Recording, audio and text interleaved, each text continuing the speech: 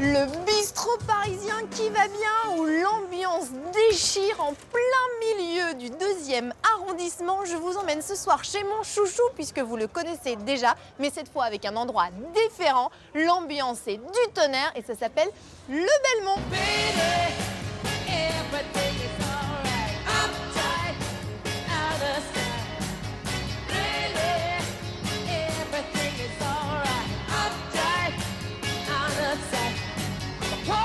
Alfred, le retour. Bonsoir, Mais tu vas bien?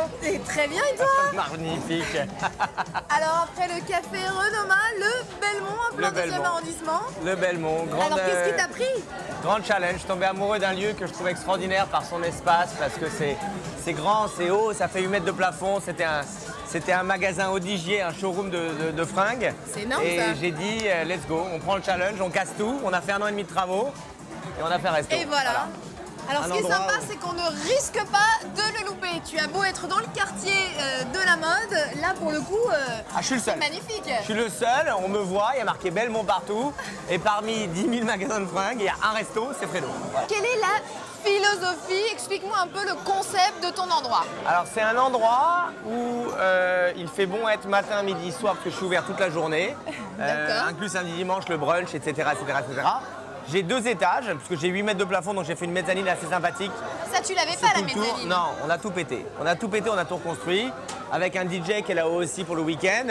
C'est un sympa. endroit qui peut faire en même temps resto, en même temps bar, pas boîte, mais ça peut chauffer un peu le soir. Tu vois, quelquefois quand il y a du monde, c'est sympathique. Tu sais, avant à l'époque, enfin à l'époque, j'étais pas là toi non plus, mais tous les restaurants c'était très parisianisme avec les petites banquettes rouges, les tables en bois, les machins, machin. Très Je bistrot. pense qu'on a tous changé. Tu veux plus ça, je veux plus ça. Maintenant, on veut des trucs où les gens, on veut être comme à la maison. Les lofts, les machins, les machins. Donc j'ai essayé de recréer un espace où c'est comme à la maison. Des banquettes, des convivial. tables comme à la maison, que des tables et des chaises chinées de droite et gauche. J'ai acheté du matos, que ce soit à New York, à Marrakech, à Miami, j'ai acheté de partout. Et c'est assez sympa, une cuisine ouverte comme tu vois derrière toi, parce que comme ça, le client voit que la bouffe est là, elle est fraîche, elle est bonne. Il voit les chefs bosser, c'est assez sympa. Et, petites boulettes. voilà, petite boulette de viande, petit poulet cajun, petit cabillaud alfalfa, tu vois, c'est un peu Ça, rigolo. poulet cajun, Voilà. ça c'est ta spécialité. Hein. Tu l'as ramené de New York. Exactement, je le fais Attention, déjà. hein.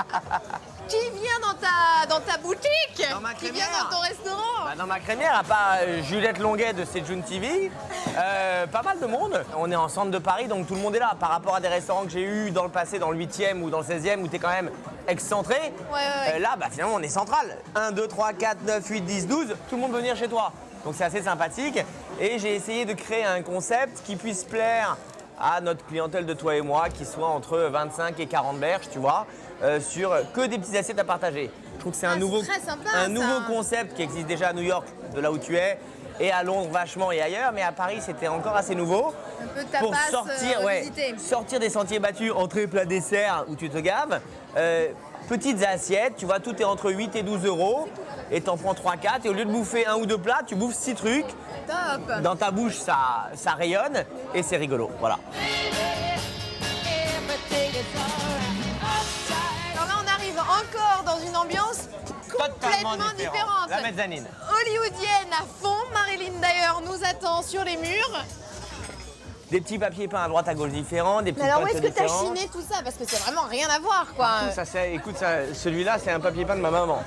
Tu vois, c'est Venise, la Tour Eiffel, le Coliseum et je sais pas, la Tour de Pise des années 40 de ma maman. Et ça, c'est ta femme? Non, derrière, c'est une peinture de Piotr Barsoni, qui est un peintre français assez connu qui m'a fait mon logo. Viens, attends, j'ai un truc rigolo pour toi. Viens voir. Ça, c'est rigolo. Ça n'a l'air de Sans rien, issue. ça n'a l'air de rien, mais le petit signe sans issue, Made in Crazy Horse, Monsieur Bernardin, 1951. Ah, Des signes il y a que une j'ai- nana à poil des derrière. signes que j'ai repérés au Crazy et que j'ai piqué sur les portes du Crazy, qui sont assez marrants. Il n'y a que moi qui comprends, mais c'est J'espère qu'il y a rigolo. quelque chose d'intéressant derrière. Non, il n'y a rien. Ah non. Pas maintenant, tout C'est à l'heure. moins glamour. Ah voilà mes zèbres Les que fameux papiers j'adore. peints de zèbre, qui étaient, mais je sais pas si tu connais l'histoire, c'était les papiers peints de chez Ginos. À New York.